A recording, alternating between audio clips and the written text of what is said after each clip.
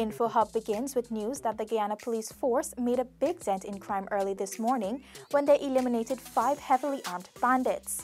Government is pleased with the major announcement by ExxonMobil increasing Guyana's oil estimates to over 4 billion barrels. 180 years of emancipation to be observed next week, and residents of St. Cuthbert's Mission will have the final say on a name change for Region 4's indigenous community. And now for the details. Police early this morning eliminated 5 heavily armed bandits while they attempted to gain entry to a home at Pattinson on the lower east coast of Demerara. When confronted, the bandits opened fire at the police. The police engaged the bandits and took out the entire gang, which included well-known criminal Timothy St. Hill, who was suspected to have assisted several prison escapees last year. The men were identified as Timothy St. Hill, Levi Braffith, Andrew Daly, Ian Ford, and Jermaine Dubé. Around 300 hours or 3 a.m., ranks from an anti-crime patrol in C Division and a CID plainclothes patrol, who were in Sophia, responded to an emergency call from a male who reported hearing breaking sounds emanating from the lower flat of his Lot 8 and 9 Turkine residence. Acting Commissioner of Police David Ramnarine. As they arrived at the location, quite cautiously and tactically, 2 men were seen in the yard of the premises with rifles. Police challenged them. The men opened fire on the police, who returned fire. Both men fell. A third man, who was in the premises, ran out from it and was caught in that exchange of gunfire, and he collapsed on the ground. The acting commissioner added that seconds after a white motor car drove up, 2 males then exited and engaged the officers in a shootout. They were fatally shot. The ranks recovered 2 magazines taped together, an AK-47, several rifles, a number of live rounds, 3 cell phones, a pair of gloves, a nipper, a crowbar, and a tope. The acting police commissioner commended the ranks for their bravery. Their bravery will not go unnoticed. It's highly commendable under fire. They did not back off. They did not retreat. In the name of law and order,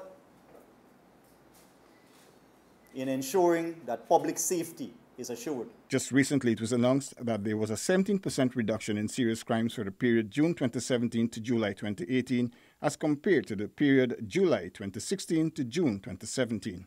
Paul McAdam for InfoHub.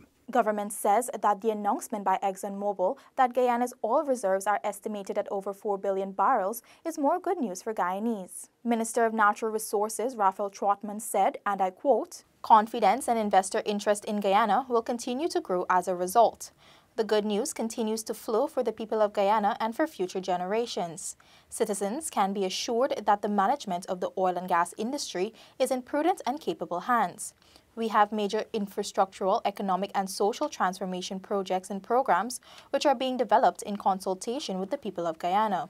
We have initiatives such as the paving of the Linden-Latham Trail and the bridging of the Essequibo River, which must be pursued as matters of urgent national priorities." End of quote. The government, in a statement, said that the soon-to-be-established Department of Energy will work for the efficient development of resources in the interest of all Guyanese. And in more oil news, ExxonMobil remains bullish as it continues exploration in the Stabroek Block. Tiffany Rogers has more. ExxonMobil's country manager Rod Henson said the company will be doing further exploration in the fields to determine their resource worth. We've had 8 discoveries so far, and in many of those discoveries, we've only had 1 well in some of these fields, like Ranger, like Longtail, Snook, or whatnot. And so we really need to learn more about either drill more wells or have more time to evaluate to narrow the range of resource recoverable in each individual field. But because we know there's a lot of interest, we really wanted to get some more data out there. So based on what we know today, we're comfortable to say that it's at least 4 billion barrels if you look at the whole thing total. Henson added Exxon has had unprecedented success with its explorations offshore Guyana in the Stabroek Block. We're quite bullish to continue exploring, to work with the government to evaluate this resource, and that's why we're confident enough to bring in a second exploration drill ship. Later this year, Exxon will introduce its 3rd drill ship to continue exploration in the southwest area of the Stabroek Block. It is expected the company will have 5 developments by 2025. For Info Hub, Tiffany Rogers. Guyanese are being urged to reflect on the past as we join the Caribbean to celebrate 180 years of emancipation. Delicia Haynes reports. The call was made by African Cultural and Development Association Executive Eric Phillips. Self-reflection, Phillips said, is an important part of moving forward. You have to understand who you are. You have to understand your identity. But in order to do that, we have a symbol, the Sankofa bird, which says you have to look back in order to understand where you came from so you can move forward. It's very important that African Guyanese and all Guyanese need to look back at where they came from, look back at what they've inherited, so that they have pride in their accomplishments. Normally, every year an African country and a local African village is highlighted. However, this year there will be a larger focus on Guyana itself with a theme based on servant leadership, advocacy, and community activism. The cultural activist outlined some of the activities. The night before, there's a candlelight march throughout the city, which ends up at Square of the Revolution, where we have libations, we have the Faithist Church, we have some of the guests who come from overseas, and they would perform. The Emancipation Day itself is a full day at the National Park. It starts early in the morning. Other activities include spelling bee competitions, a street theater, spiritual tributes, and traditional African cookouts. For Info Hub, Delicia Haynes. Daddy!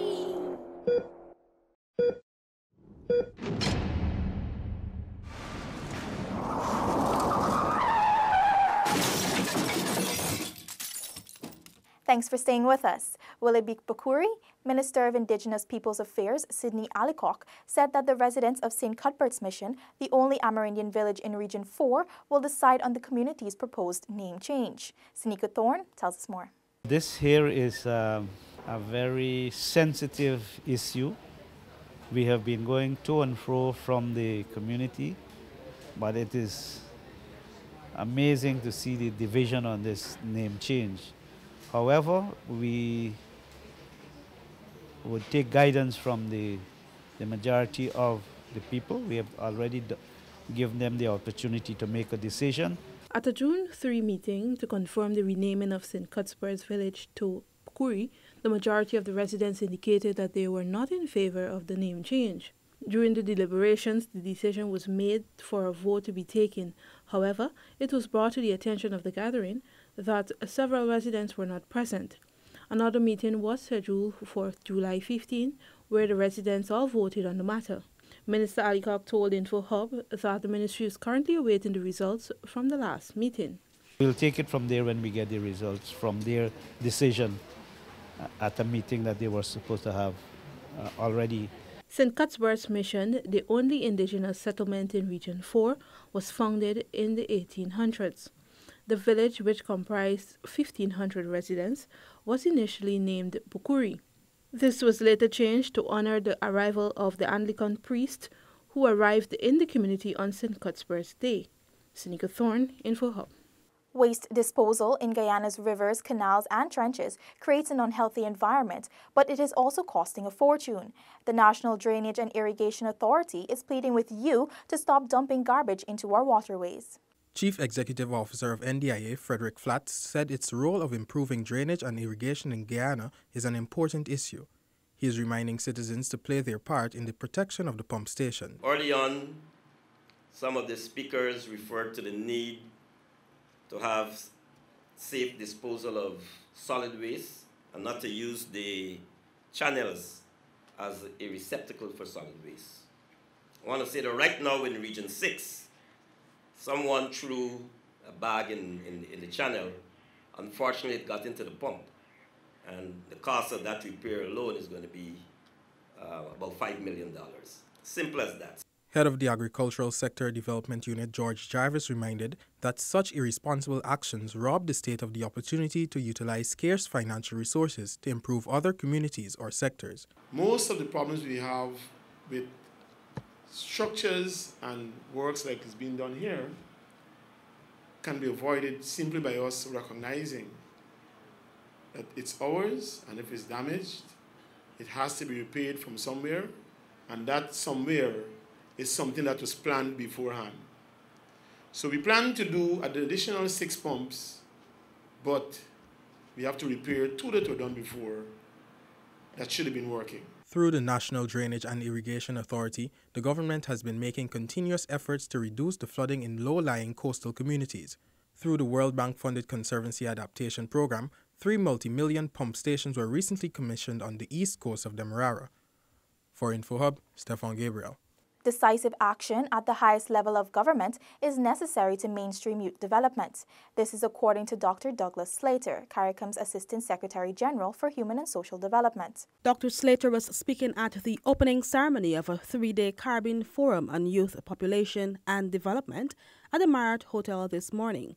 The forum has brought together representatives from Caribbean youth and international organizations, civil society, and academia. According to Dr. Slater, a coordinated regional mechanism for effective participation and engagement with youth on the many international development frameworks is needed. Instabilities in the protective factors of family, school, and community make it even more difficult for vulnerable youth in marginalized circumstances to transition successfully to adulthood, especially in a global context where more education and training are required of youth to be competitive and employable. Minister of Social Cohesion Dr. George Norton said that CARICOM must do what it can to empower the youth. The fact that youths are a nation's greatest assets can never be overstated. And I know that as individual countries, we have all devoted time to empowering those that fall within this demographic. The pertinent question is, was that time we devoted adequate and effectively utilized? The CARICOM Youth Development Action Plan 2012 to 2022 is a multi-sectoral institutional framework to guide national policy, integrated planning and action.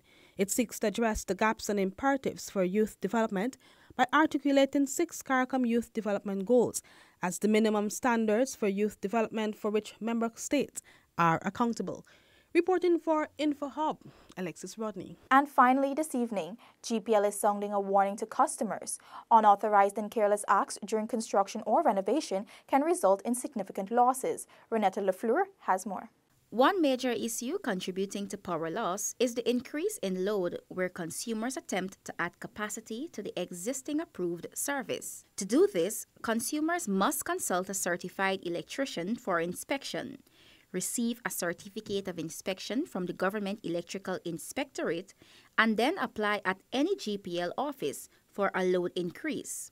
During an outreach today in Sophia, metering manager Wayne Watson said many consumers extend the capacity of their property on their own without approval. So you have persons who are putting in ACs and just running the AC on the existing approved service. Now, the backlash with that, it burns the meter, right? And we would have, both post and prepaid meters, we would have encountered a lot of burn meters and the meter bases because of increase in load, right? And also on the other side, it can also cause damages to the consumer property by way of fire. Another issue is the shifting of the meters during renovation works. Watson said the correct thing to do is to apply a GPL for a shift from permanent to a temporary circuit to facilitate the works. That is not being done. And that by itself is an infraction, because on the meters you have what we call the seal. All meters, the integrity of the meter is being protected by a seal. So once you would have contracted an authorized person to do such an activity, you're basically setting yourself up, because in some instances the contractors may even go beyond just shifting the meter, right? And when our investigation teams go out and they would have investigated and found out that seals were broken, then is when you find, in most instances, they are finger pointing to who might have done that. The metering manager is urging consumers to seek guidance from certified electricians and GPL before conducting any renovations and only use appliances with the correct voltage. Renetta LaFleur for InfoHub. We leave you with your bridge and weather reports. For cricket fans, the next one-day international between Bangladesh and the West Indies is tomorrow at the National Stadium, and it is a day-night affair starting at 2 p.m. West Indies will be looking to even the series after losing the first game on Sunday. Goodbye.